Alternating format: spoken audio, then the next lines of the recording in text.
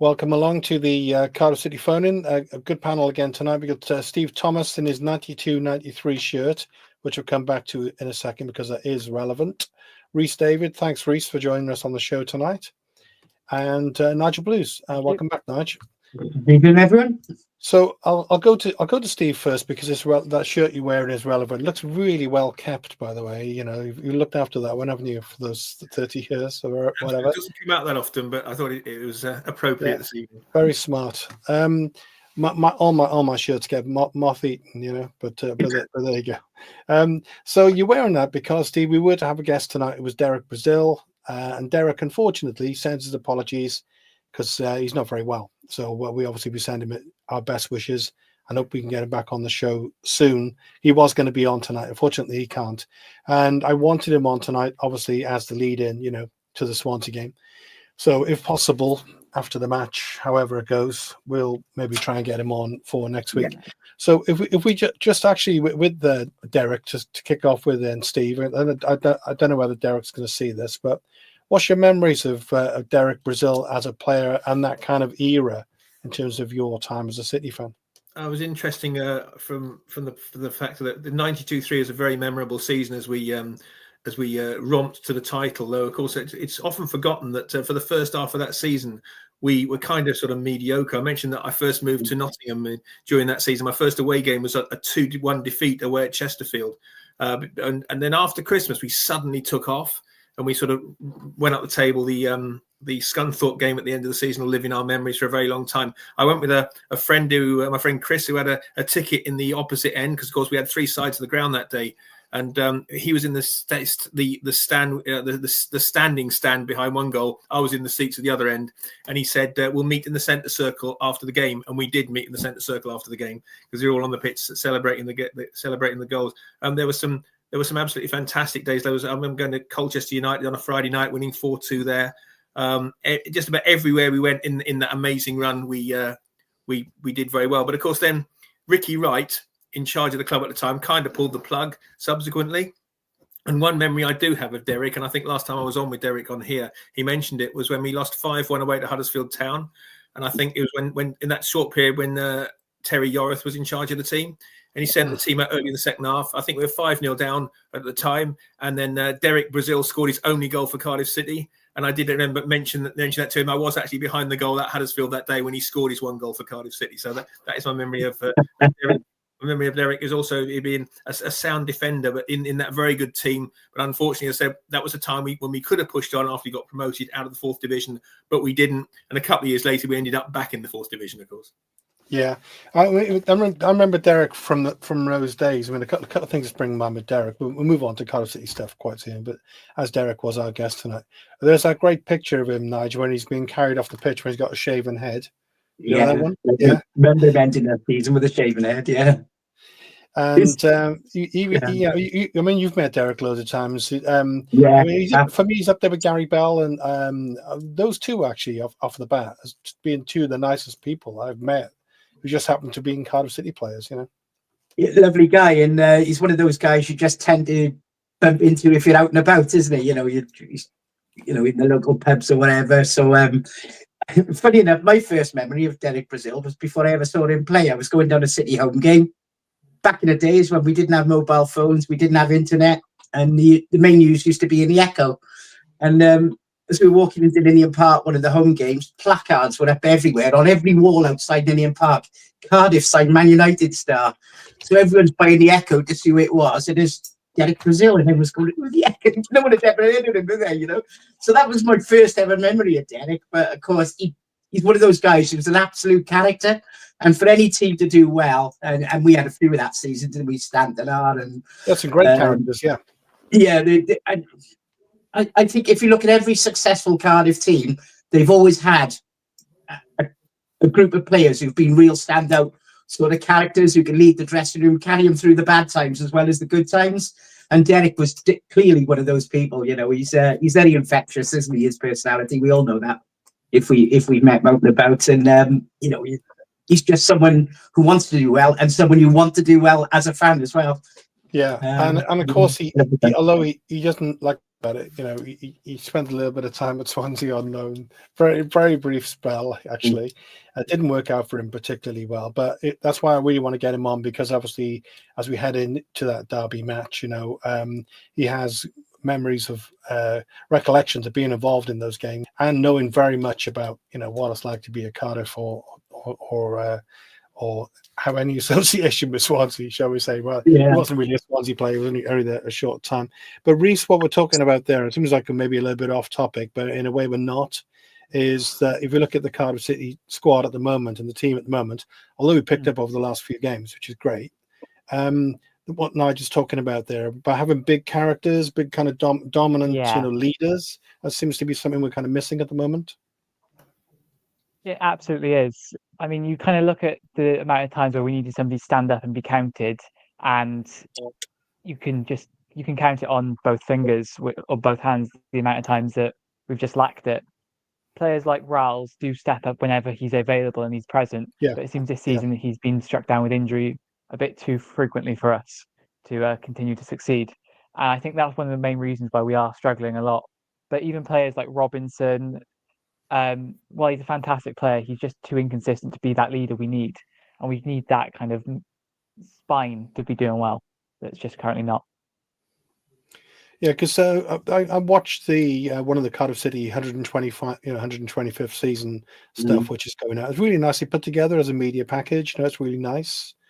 But it is the 125th season, and we are just like struggling to stay in the championship. So it's a kind of a bit ironic. But one of the players that came up, I don't know, you young man, Reece, but people like Paul Ramsey, these kind of characters, they got mentioned, and of course the managerial style of Eddie, what's his name, Eddie May, those kind of characters, and I suppose.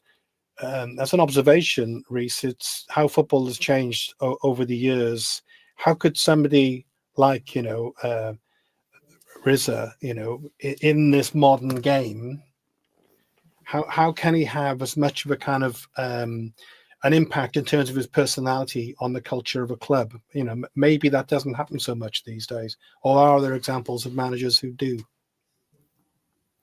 Unfortunately, I think it's a thing that's dying out a little bit. You look at the Championship, the average lifespan of a manager in a club is about 8 months. Nobody can affect that much change in 8 months.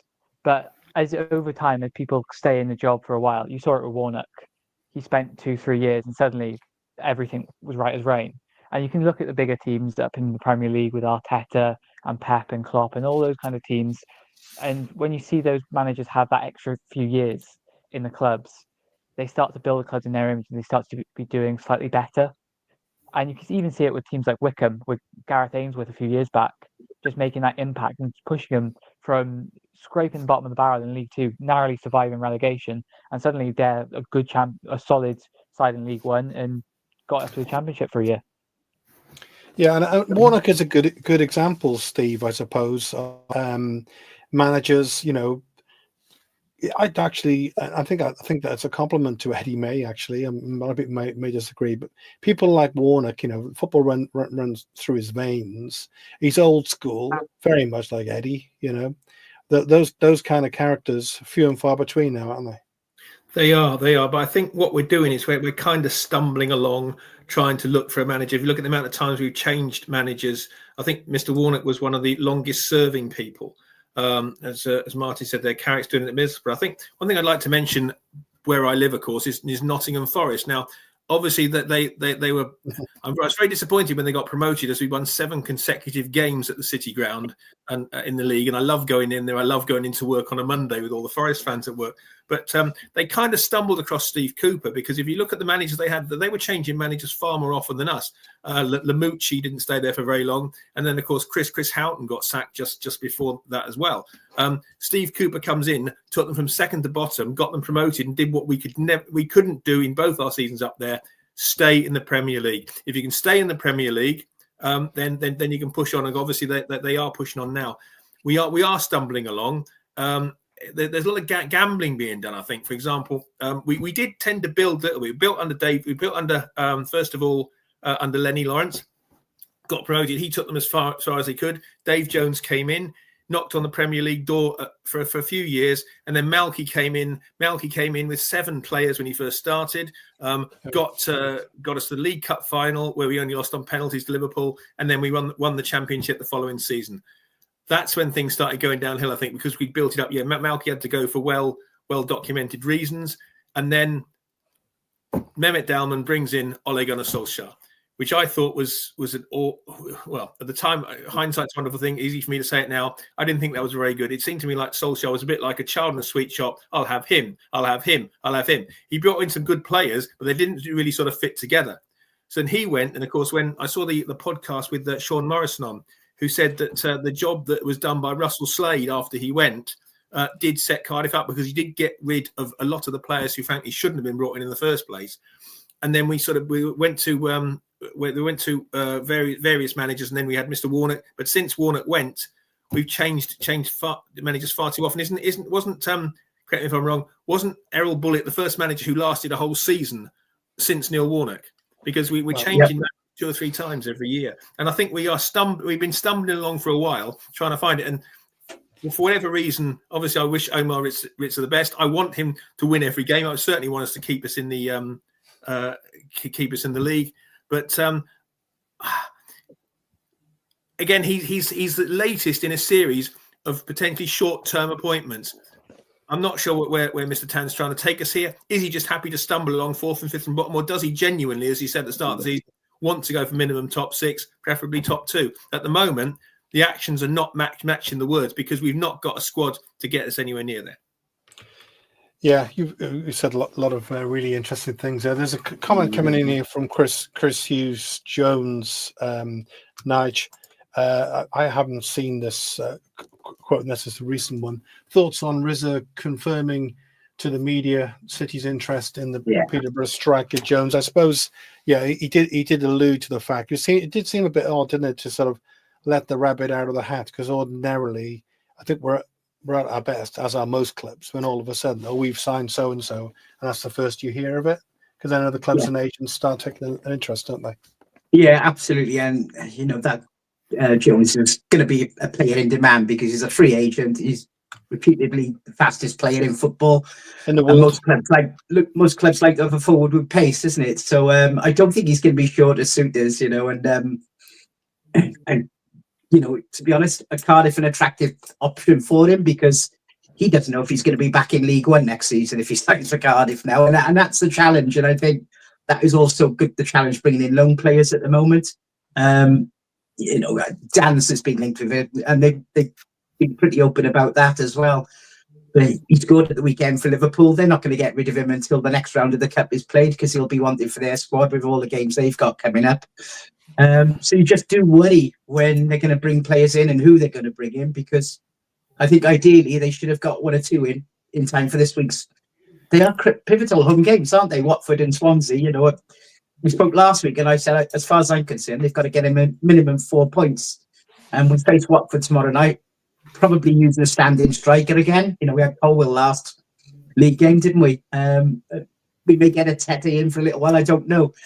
It's just not good enough, and it's not right if you're a championship club fighting for survival and you're playing a key game when you haven't really got a centre forward, never mind on to start with, never mind who's on the bench, and it just hampers what we need to try and do as a club. But we are where we are, and we just got to get on with it. Yeah, of course, the thing with Dan's is, firstly, it was really unfortunate that he got on the pitch. Then it was really unfortunate that he scored. And then it was even more unfortunate that the media picked up on it and interviewed him after the game. So it was like rubbing salt in the wound, because I'd absolutely love to see him in City. I think he'd be fantastic for a club like us, Can I just, that's what Nigel said. I know Peterborough season ticket holder. I'll meet him for a drink on Wednesday evening. And as soon as the news came out that we were interested in Jones, he messaged me straight away and saying, please have him.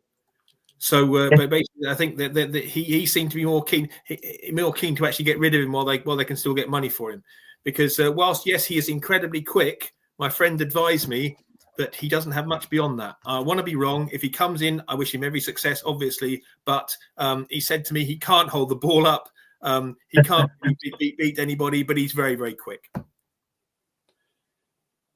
But potentially any thoughts? that might just be what we need at the moment, isn't it? You know, Yeah, I think so. and sometimes Yeah, you find these players, when they come up a level, they can adjust better. But remember, we got Kevin Bartlett many years that's ago. what I was trying to think of. Kevin Bartlett, he's fast as hell, wasn't he? You know, he came up without any great quality or skill, but he came up with massive pace when he came to us, didn't he? And you know, made a huge difference to our outlook at the time. And he turned out to be, over the following sort of 4 or 5 seasons, a real key player for us. And we did sell him to West Bromwich Albion as well. So he was actually a player who went to a higher level than us at the time. Yeah. So, you know, there are cases where you can bring someone in with pace at this level and they can make a big difference to you. But yeah, you know, we've seen too many games recently where we're one-paced, aren't we? And opposing teams find that fairly easy to play against. And we have to find something different somehow. Yeah. Come back to Steve's original. Sorry, coming to your original point, Steve. It is very strange that they've announced this in the media. Normally, they keep things under wraps, and when we brought players in before, we know nothing at all about it until they come in. And I thought, didn't see that one coming. But no, to go out there and say we're interested in him seems unusual to me. Not a good tactic. Yeah. No, and the thing is, we've put in an offer now. Peterborough have made it known, and it's basically open season for him, isn't it? All they're doing now is we're going to hold on to him for a couple of weeks and see if anyone comes in with a better offer.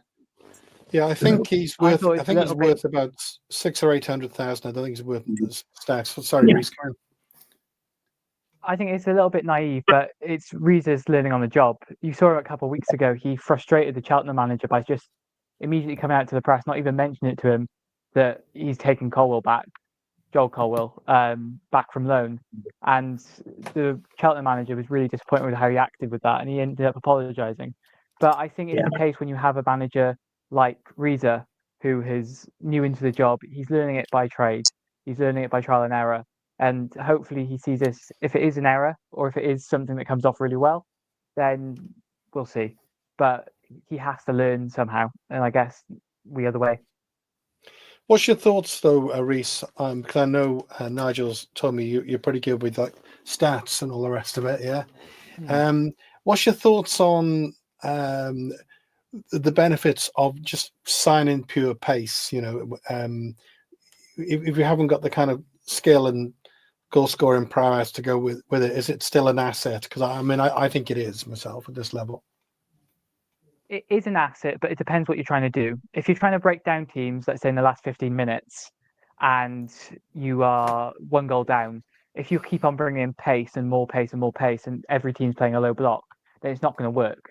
You need those creative players, your Colwells, your going back a few years, people like Hoylett, who were able to just kind of create something or just be something magic. We lack a maverick. Somebody there who's able to just do something special and out of nowhere. And in our current system, it seems that we're playing a bit counter-attacking. The effect that Tanner and Ashford are having on our attack is fantastic. But the key thing we lack, as we've already said, and I'm sure we've said for the past 3-6 months, is we lack a striker. Mate, as hard as he works, isn't all that up front. He's got 3 goals in 54 games. That's nowhere near what we need. Itete is probably the closest thing we have to a striker, and he's got 6 in 54, 6 in 55. Kanga, that's not to talk about him. Let's hope he goes over summer and over January. I think we should talk about Kanga, though, because we'll come on to that in a second. Before we go on to Kanga, it's only because we've just been talking about them and not by any means connecting them as types. But Keon Tete, he came back in, and I actually thought it was really unfortunate because we created that really, really early chance. He hadn't played for months, and he actually put a decent header in, Reece. The only thing I would say is my dad was, he's slightly better footballer than me, but I was terrible. So, but he would always say, "Head it down, son. Head it down." So I reckon if he'd headed it down, he may have had a good chance. But he was in the right place at the right time. He hit the target. He didn't bury it, but he hit the target. And then just after that, then the second one, I think was on his mind that he'd missed our first chance, and then he basically thought about the second one too much. Should have just battered it in the back of the net. But if either of those had gone in, Reece, we'd have all been blown away, and the Keon Tete bandwagon, could be up and running, and he could be a contender, couldn't he? Because Colwell played up front in the last game. You know, he is a striker. So for the Watford game, is he a contender to get some game time? He is, but you'd also need to look at his fitness. He played 45 minutes on Saturday, and he was taken off half time from memory, and he seemed to be a little bit tired towards the end of that. So I wonder if he's the sort of player who will be able to bring on and slowly build towards in the future. But again, going back to the stats, 6 goals in 55 is still not enough, and it's still not what we need. We need somebody just to be scoring at least 1 in 4, 1 in 5. 1 in 6, 1 in 7 is just not good enough for the Championship, at least not for survival in our position. So, and I don't know whether it's true, Steve, at all, but I've heard, you know, on the grapevine, this football rumor mill, you know, that's why we do this show, innit? That we missed out on a loan signing today. Whether or not that's true, I don't know. But if we were going to get one in for tomorrow, then obviously he had to be in by today. And likewise, if we're going to get one in for the Jacks on the weekend, I think they've got to be in sort of midday Friday or something like that. So we've only got a few days, so it'll be interesting to see. But at the moment, you know, who for you, Steve, who plays effectively the number 9 tomorrow? Well, I think the best person we've got would be Tete. I agree with Jeff there. He's not slow, but further to what Reece just said, his goal scoring record leaves a lot to be desired. I would probably start off with him, but also I'd pick up on Nigel's point from earlier that it would be good. It would be a confidence boost, a morale boost for everybody if we were to get somebody in before we play the Jacks on Saturday. Yeah. And Jones. If Jones came in, you know, he's got this reputation. You know, Jones the pace. You know, if we signed him, and he's notoriously fast. I just think at our level and Championship level, you know, I think that you don't know what you're going to get there, do you? So even if we could bring him in, that even without the striker, bringing him in, you know, if we had him sort of on the bench against the Jacks, put a bit of doubt in their mind, maybe. Yeah, I hope so as well. But I'm hoping that if we did bring in a player like that, I'm reminded of Nathaniel Mendes-Lang, who when we signed him for Rochdale, I thought, what are we doing signing a player from Rochdale? And there were games in that season when we got promoted in 17-18 where he was absolutely unplayable. That game against Aston Villa where we won 3-0, we could have won 7 or 8-0. It was just absolutely incredible afternoon. Remember, Villa had about 5,000 fans behind the goal and they'd all gone home by about 60 minutes because we absolutely wiped the floor with them. So if he comes in and is half the player that Mendes-Lang is, I'll take my hat off to him. And he could be that. But I think any new blood's got to be a good thing. We need somebody who can get the ball in the net, and we need pace. That's where we got the players. To come back to Reece's point earlier as well, I was one of the 240 odd men it was at Sheffield United last week, and it was back to the old days. You know, we can see you. See everyone, yeah. Yeah, we were. It was back to the old days where you used to know the face. And we used to go away. Back in the day in the 90s, there'd be 200 or 300 of us going away every week, and you'd know the faces, you'd know everybody.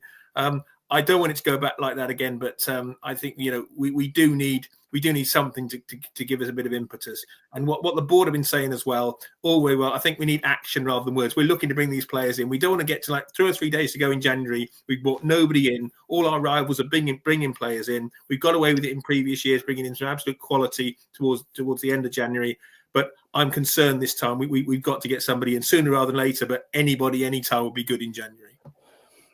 Just changing the topic a bit, and I really don't, as for reasons I've said many times on the show, I don't want to major on this, but it is coming up. So Nigel, I don't really want to make a quick comment on this, but L'Équipe in France are apparently mooting that there could well be an announcement on the Salah case in the next couple of days. So you know, I mean, as and when that kind of announcement comes through, you know, without getting into the whys and wherefores of the case in terms of both football clubs, and particularly in our case, Cardiff City, that would be a massive kind of moment for the club, wouldn't it?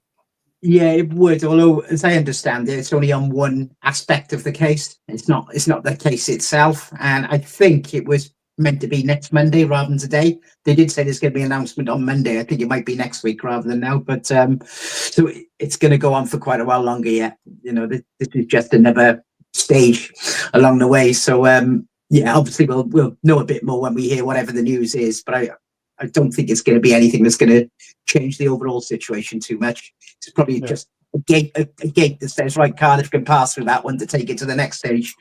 But it's hanging over the club, isn't it? This terrible aftermath is hanging over the club. Dark cloud, isn't it? It's a horrible thing. It's player lost his life at the end of the day.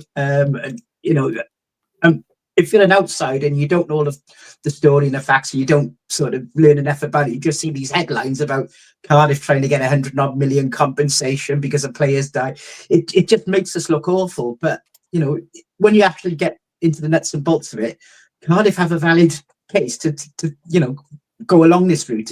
We're all uncomfortable with it. We all want to see the end of it. But at the end of the day, that was there were aspects of that deal and what went on that just weren't right and weren't in Cardiff's control. And it's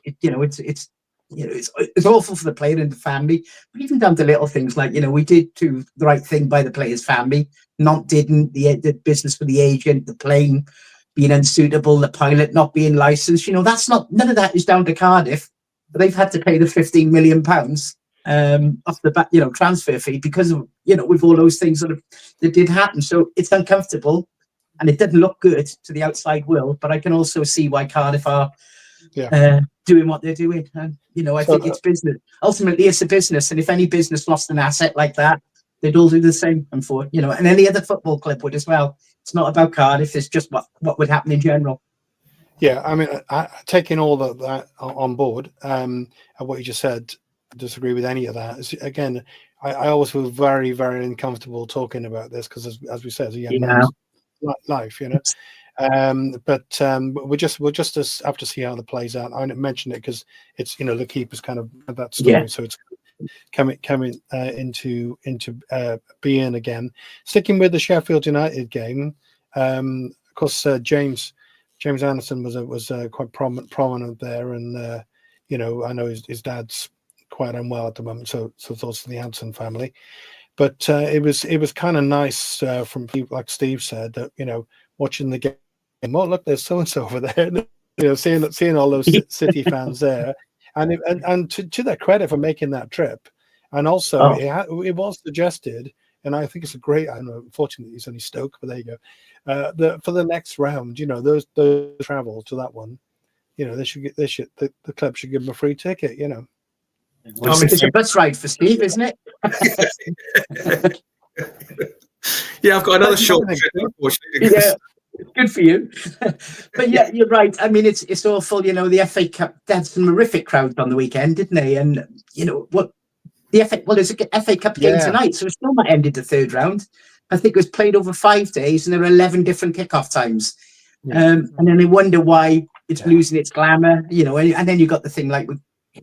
Our Cardiff's business we spoke about this last week, isn't it? The priority for Cardiff absolutely is survival and staying up, and they were right to rest players, but Sheffield rested 7, we rested 7. You're effectively watching a second string game, aren't you?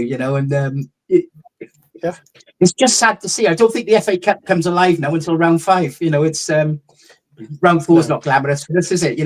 If we lose, we're not really care too much. If we win, then you want a nice draw in round 5 because you really are in the key stages. But that's when, to me now, the FA Cup doesn't really come alive until then. And how sorry did we feel for Tamworth yesterday? They did what an amazing performance that was. Yeah, but no FA Cup replays this season. Meant they've lost a fortune because they couldn't go to have a replay at Spurs, and it just kills the cup. From what we knew it as kids, when games used to have 3, 4, 5 replays at time. I remember one with Arsenal and Sheffield Wednesday. There was the glamour to it, but it's all gone, hasn't it? It'll never come back. But if you were around through those generations, it's just sad to see how it is now. Oh, definitely. Reese is quite interesting. What Nigel's saying there, a number of reasons. He picked 5th round out of thin air, but I think they actually did that for a reason, because then the VAR comes back in the 5th round as well. It just seems to me like if we look at someone like Spurs, okay, eventually they won because they are Premiership clubs.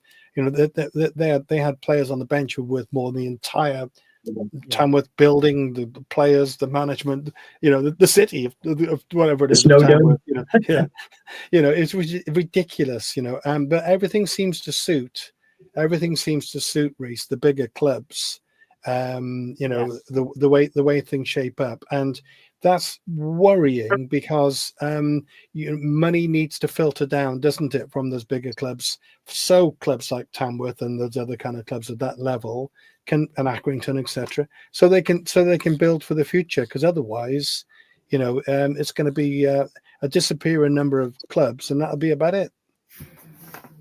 Yeah, you're not wrong. It's the FA Cup historically is incredible. It's one of the competitions that makes us love football. And that game, Tamworth Tottenham, the first 90 minutes was fantastic. You were seeing Tamworth really going toe to toe. There was no difference really between the sides, with Tom Tonks throwing those absolute javelins into the centre, and Spurs looking at 6s and 7s, hoping that it just didn't bounce where it goes.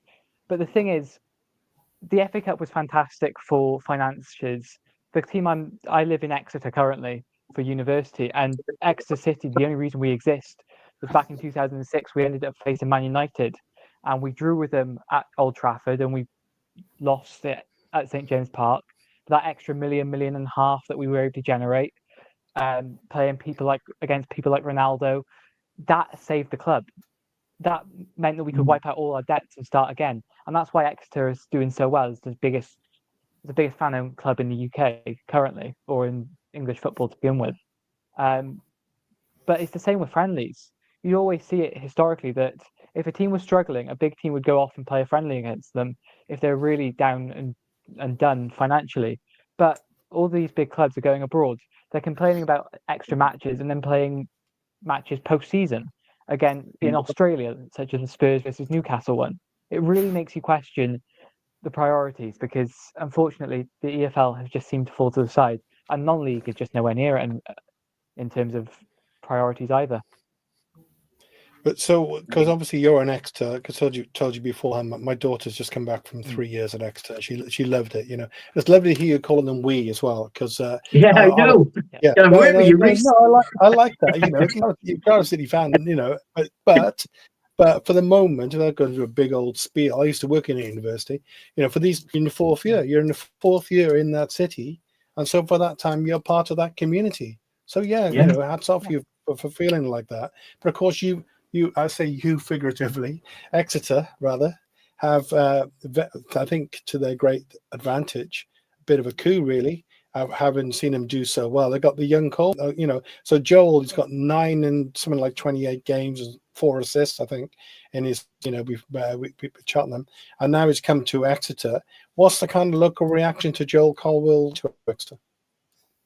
There seems to be quite a lot of excitement currently, which is great. I think it's a great signing for Colwell, and it's a great signing for Exeter. Exeter is a place that develops young talent like nowhere else in the UK, really. You look at some of the big players, Ampadu, Ollie Watkins, they've come through Exeter. You look at all the other players who kind of come through over the years. 8 out of 11 of the recently promoted side 2 years ago or 3 years ago were academy players on the starting team for the game of the season. And that kind of shows it all in terms of their ability to develop. They've helped develop Stanfield as well, who came back and kind of played in club colours after his fantastic player. And if he had come to Cardiff, he would have I honestly believe he would have been the answer to our problems. But people like Luke Harris as well, the young Welshman, who's just gone to Brum, who is playing in Brum. He came here for a season and was able to kind of kick on and develop and adapt to this football in League One and adapt to the men's game, something which players seem to be struggling to do at Cardiff. And I'm shocked really that we haven't been using Exeter a bit more than we are currently. And the comments coming in from Martin Ryan, he said, I agree with this again. Like you're talking about young players, like Pierce. He looked like he had something about him.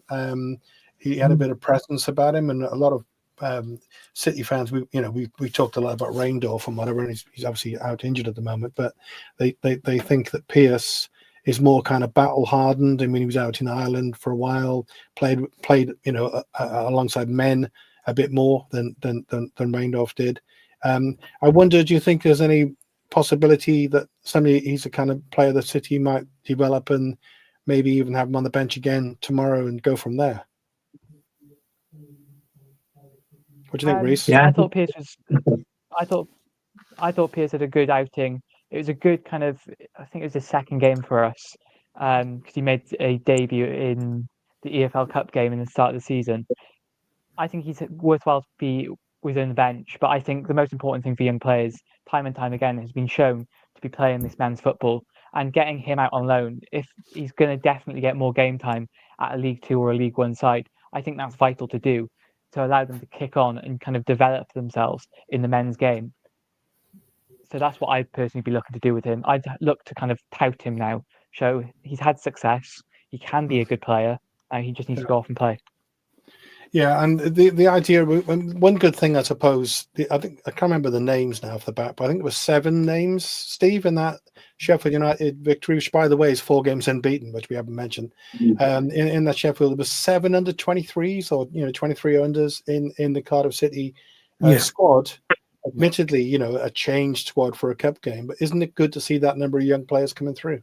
It's very good to see it, and it pains me to say it, I wonder if we need to think about the FA Cup in a different way, because a lot of what we're saying on here is about younger players getting experience of playing against men rather than against people their same age and build when they're playing an under 21s game. So in a way, it's very good that we've got through the game against Sheffield United now, and we do now have the game against Stoke to give those players another outing. Because again, if you look back at how we brought players on before. Remember in 2002-03, Ernie wasn't in the team at the start of the season. Again, I went to Boston United on a Tuesday night and saw Ernie score a hat-trick and a 5-1 win, and that started off that season. He ended up scoring 40-odd goals, and he hadn't been around the first team until he scored that amazing hat-trick at York Street in Boston that night. So again, we saw the way Kian Ashford, who's made a few good cameo appearances for the first team, was absolutely outstanding against Sheffield United, robbing a much bigger goal brilliantly, didn't he? The ball on and slotting it calmly home. Beautiful. He really well. And again, when Pierce came on as well, they seem to be linking up really well. So I think if we think about the FA Cup, not as the tournament where we beat Manchester City, where we had that fantastic win against Leeds, where we got to the final. We're done about the 5th round. That goal that Jimmy Floyd Hasselbank scored at the Canton Stand against Wolves was amazing. Going to Middlesbrough, 2-0 win there. Nobody gave us a hope, and then we got to the final. I think that seems a very, very long time ago now, and we, as Nigel said, we're not going to lose too many nights' sleep if we do go out to Stoke. But it's another good way to give better experience to our emerging players, I think. Okay, well, we got quite a lot to get through here, so I want to mention a couple of things. I'm going to go to Viv Granfield, has put a comment in which we'll come to in a second. So I'll start with you, Steve, and then I'll go to Reece, and then I'll go to Nige. And today, I was watching a film last night, and it was a documentary actually about Elvis, and it showed the final days of Elvis, and had the bunch of people who live with and people who work with. And the closing scene, not to upset anyone, but the closing scene was the hearse arriving, and it's kind of people getting the hearse, they coffin out and taking it into the cemetery, into the church, and it really made me think of my dad, and actually quite upset me. And one of the things, this is nothing to do with my dad. My dad was in his 80s. Elvis was 42, and today would have been Sol Bamba's 40th birthday. So I just thought maybe just a few words about Sol, Steve. Yeah, talking about leaders on the pitch, he was one of the best leaders we had on the pitch in recent memory. I've got some fantastic memories of Sol playing for Cardiff City. His debut goal against Bristol City, of course, ironically, both our scorers in that first Warnock game are both passed away in him and Witts. But again, memories of Sol. Remember being in the away end at Southampton when he jumped into the crowd and hugged the fella and broke his glasses, took him to specs. Following week to get another pair. Also, he scored that goal, the winning goal against Brighton at home in the Premier League, and he took his shirt off and he ran to the crowd, and he said the referee went up to him at the end and said, "Did you take your shirt off?" And he said, "No." So he got got away with that. But again, also when he came back as Lamouchi's assistant, he contributed to the side then. Wore his heart on the sleeve, very committed to Cardiff City, and one of the leaders on the pitch now that we're missing. 1,000%. 40 years, he is far too young to go. Clearly a really nice guy as well. It is very upsetting to think back and think that a young fella like that is taken from us. Yeah. Reese? Sol Bamba. What can you say about Sol that hasn't already been said? He was such a bright light in pretty much all our lives for the years that he was at Cardiff. You look at wherever he's been the cult hero everywhere. Even his time after Cardiff, where he went to Middlesbrough and scored. He ended up playing like 5 minutes against Manchester United, scoring a penalty, which was one of the best penalties I've ever seen, and then just kind of winning it. It was just superb. But I think my favourite memory of Sol was probably the Southampton game away, actually, where he scored a back post header or something from a corner. We went 1-0 up, and we did throw it away, and we went 1-0, and eventually Hall managed to come back and get that goal. But it was that game that I thought we'd survive. I thought there was something there and we could do it. But I mean, you could see the moment that he had his ACL injury, and he unfortunately against Wolves away, that the kind of season started to fall apart. But I think one of the most poignant moments in it was when he came back after his cancer diagnosis and played the last few minutes against Rotherham to a round of applause from the Cardiff fans. I was glad that he was able to get that game again and play in front of us for one more time. Yeah, and the point that Reese is making there, Nige, I know you're obviously going to want to speak about Sol and show you your memories of him, but you could argue fairly easily badly treated by the club, actually, as a player and then as a manager, for someone who was had such a connection and had held such affection by the fans. It was really unfortunate, wasn't it, in that way too? Oh, absolutely. I mean, we talked earlier, weren't we, about characters and leaders, and there's no greater example of that at Cardiff than Sol. In all of my lifetime watching City, really, we've had the likes of Phil Dwyer and that, but Sol was just someone who was so close to every aspect of the club, wasn't he? And he was approachable. He made time for everyone. It didn't matter who you were, if you worked at the club or whatever. And I don't know if you can remember, but when he actually passed away, last year, I put a video up on my social when he was at Middlesbrough. I had a big milestone birthday, and he was really unwell with his first bout of cancer at the time, and did a video message for me. And he was really unwell that day, and his wife said to me, he had to get out of bed, get dressed to do this video, and then went back to bed after it. And you got to pay tribute to his wife as well. I know we're talking, it's a football thing, but the messages that have come from his wife today and at the time of his passing, the love between those two is, you can just tell, was pretty special. And it just makes the loss in him not being here all the more human, just not on a personal level as well as a football level, because he was more than a footballer, wasn't he? Always will be. Yeah, and you're right. I mean, his partner, fantastically dignified, loving and respectful, and a lot of huge credit to her. There's a comment here then from Viv. So I'm glad we talked about Sol, because I really thought we should tonight.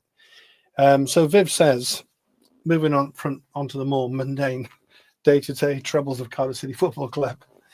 And we'll whiz around. We'll start with you again, Nigel. That's okay. So, putting things honestly, do the panel. That's you three.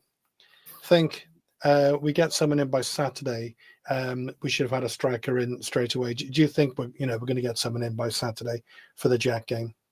And if we don't, and if not, what does that say? Well, we won't get anyone in by Saturday, but we'll have Robbo back for Saturday, won't we? So his suspension ends. So I think they needed to do business before today.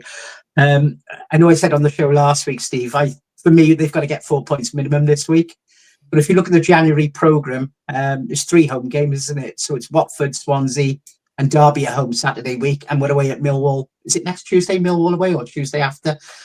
They're not going to get a kind of 4 games the rest of the season than those 4 games. And for me, they've got to be looking at getting 7 points is going to be bare minimum. I would say 8.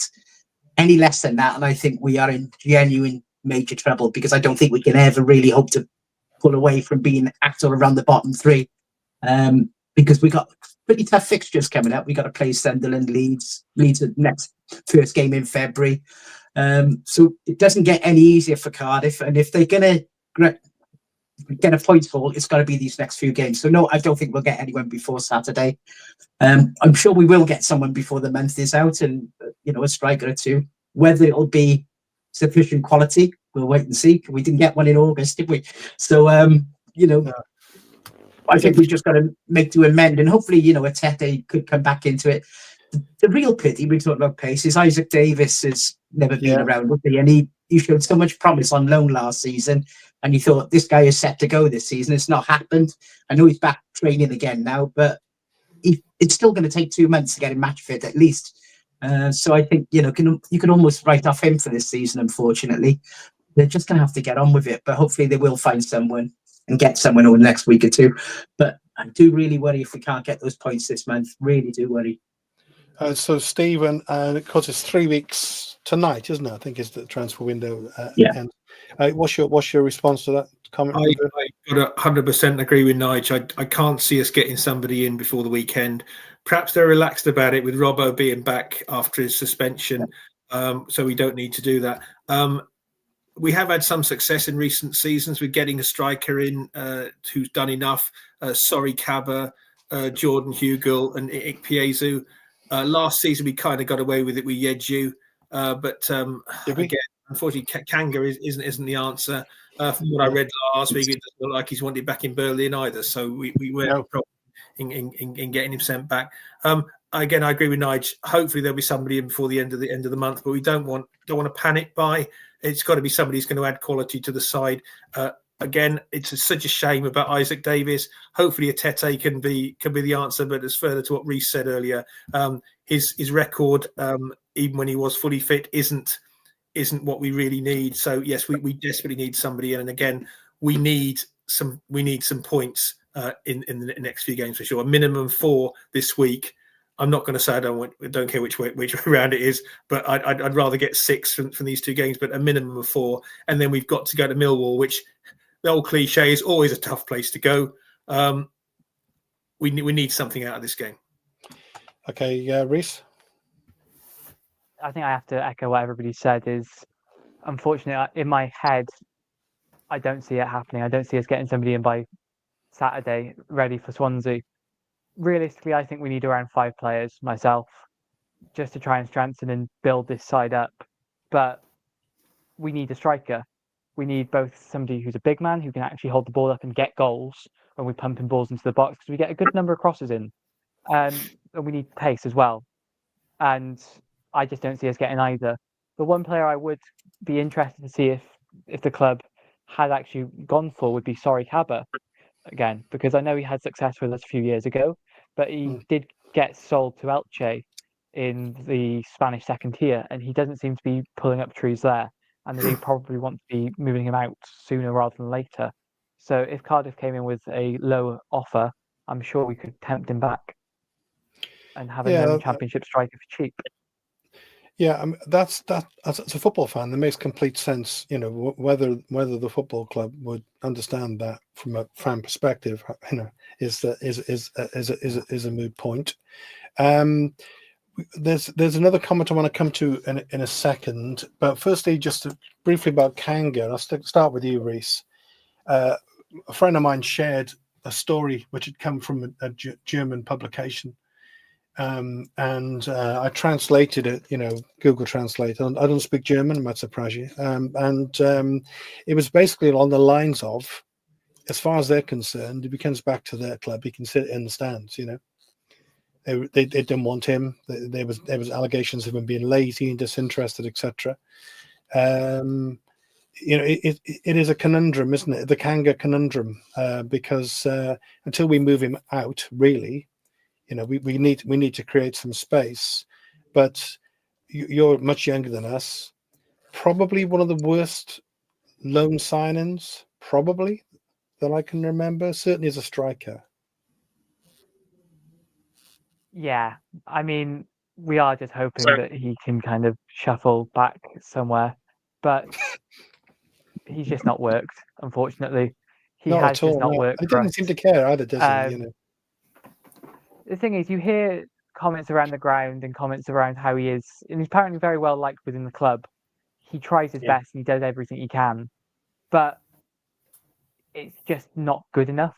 He's just not got the quality for Championship football. And it's when we Okay. sign these players, particularly from Belgium, it seems, that it just doesn't work out because Belgian Premier League or Belgian top flight football, it's a weird mix of Champions League and Champions League and Premier League kind of quality clubs, and also a lot of League One clubs with KV Kjortvik in there. If you try to bring that KV Kjortvik side across, they'd be absolutely shown. They'd be shown like torn apart in the Championship. I think they maybe survive in League One and be solid in League One, but when we're signing these players, we need to be careful, and especially with Isaac Davis, for instance. Isaac Davis went out to Kjortvik and had a semi-decent season, but you peel Yeah. into his stats, and the amount of tap-ins he scored, the amount of actual effort and impact he made there was minimal. And so I'd be concerned about trying to rest all our hopes on him, for example, based on his time up there. But yeah, definitely not one of the best signings. Okay. Yeah, very brief thoughts on Kanga, Nige? Yeah, very briefly. That's all you can ever say about Kangan, really, isn't it? I think they're not going to take him back his club. We've done the deal for the season, so I think it's a case of we either just pay him up and take him out of the squad, which is an option they can do. You can have him on loan and not even have him in the squad in the 25 to allow you to bring someone else in. But I think we're just stuck with him, unfortunately. I did mention last week, and from all I heard, Bullet was told back in summer, do not bring him in. But he did, and Yeah. I said last week the real tragedy for me. I don't think they did a bad job in the summer in terms of players they brought in, but they overloaded, didn't they, with midfielders and centre backs, and the one position we struggled for a couple of years is up front. Never addressed that at all, and No. had we got in someone who could have just got us 6 or 7 goals by now, we wouldn't be in the position we are today. We'd be a few points in a few places further up the table. So where we are, it's self-inflicted, unfortunately. But Okay. what can you do? I'm just aware we've got only about 6 or 7 minutes, I guess. But the comment there from Mark is again, Reindorf can only be released. About Reindorf going out on loan, which I do think makes sense. If we recruit, it can only be released if we're into strikers. So surely that would mean we'd need to replace him and Kanga. So any just a minute or so on Kanga, Steve? Yeah, I don't think I can add anything really to what Reece and Nigel has said about him. He's let's just politely describe his time at Cardiff City as a disappointment. I agree with Mark entirely that we need to get new players in. We have to shift players out. We've got to do what we need to do to get those players in. If that means paying Kanga up, then we've got to create a space in our squad because I agree entirely what Nigel said. When Willock's played well, he's played well. We brought in El Ghazi. I think perhaps he's been a little bit disappointed as well, but not to the same level as Kanga has. He's not really delivered in the way we hoped he'd deliver. We desperately need somebody to lead the line, somebody who can actually get us 8 to 10 goals between now and the end of the season and make sure that we stay in the Championship. Because again, as you said several times, it will be a complete disaster if we were to drop out of the Championship. Okay, Jayden Dans. Jayden Dans is going to have no shortage now of takers, is he? But I'd absolutely love to see him at Cardiff City, but I don't think we will. Unfortunately, there's quite a lot still to talk about, but we need to focus on. We really need to talk about the games coming up. Like Nigel said, massive week for us. Watford, massive game. We beat them away. Steve, you were probably there. Were you at the Watford game? Yeah. So it was a fantastic result and a real fillip, wasn't it, to kind of lift the spirits. We've now come through 4 games unbeaten. Kean he's getting some assists. He's scoring some goals. The Tanner being fit again. I think he's a real asset. Would you be? What's your thoughts on us against Watford? Do you think we're going to? Can we do the double over Watford? We can, whether we will or not. Frankly, I would take a draw tomorrow night. if you offered it me now, I'd probably snap your hands off, because we are lacking. Because of course it was Robbo who scored the 2 goals at Vicarage Road and got us the win. I don't know who we should play up front tomorrow night. I think I'd probably start off with, as I said earlier on, I'd start off with Keon.